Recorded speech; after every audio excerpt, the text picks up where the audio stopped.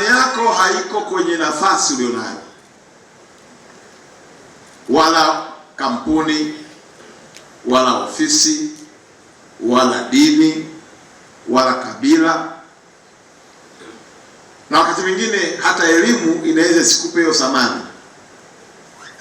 Thamani yako Mungu ameiweka ndani yako katika vipawa na talanta alizokuumba nazo na kukuleta duniani kwa wakati wake.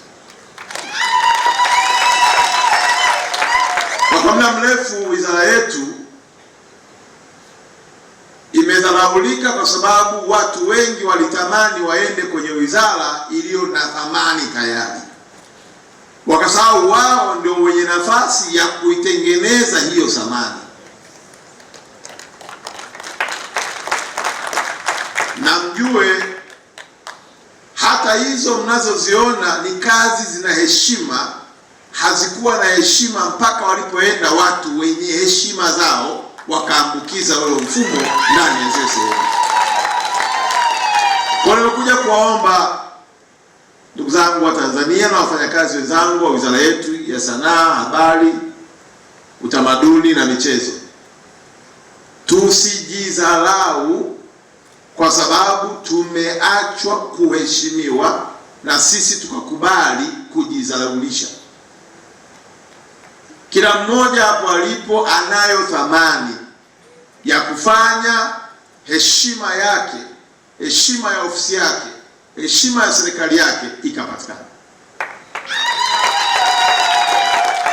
Mnaweza mkawa mnakaa kwenye halmashauri, wakuu wa idara wakienda, wewe hata ukinyosha mkono uchangie, mwenyekiti wa halmashauri au meya hata hakuoni, na wakati mwingine mkurugenzi anakuangalia kwa jicho kwamba huyu naye anataka nini.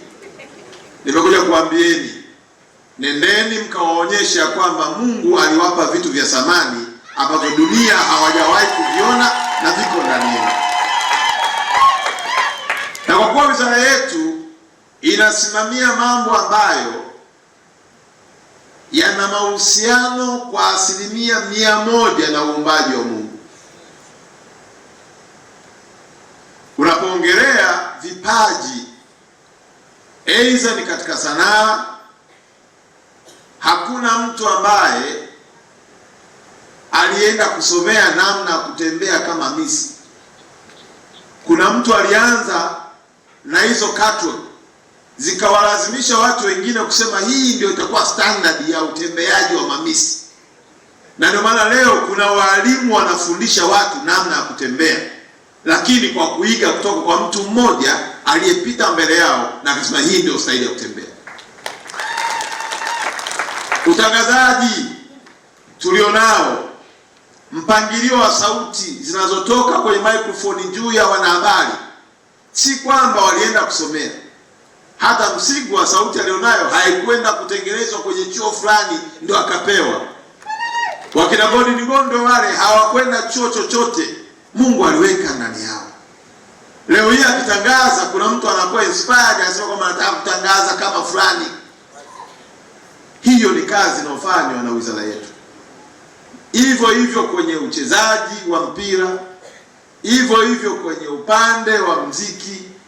Kwa hiyo ndugu zanguni, hata tunapokwenda kwenye utamaduni, hakuna mtu aliyechaguliwa akajipangia yeye mwenyewe kwamba mimi nafaa kuwa kabila la Wasukuma ili niendeleze utamaduni wa Wasukuma. Ni utaratibu uliopangwa na Mwenyezi Mungu. Nani awe Masai, nani awe Mchaga, nani awe Mzigua, mwisho wa siku unabeba ile heshima ya utamaduni ambayo Mungu ametengeneza kwa ratiba zake. Kwa naomba leo mnapokaa hapa kutafakari, mjue mmepewa heshima kubwa.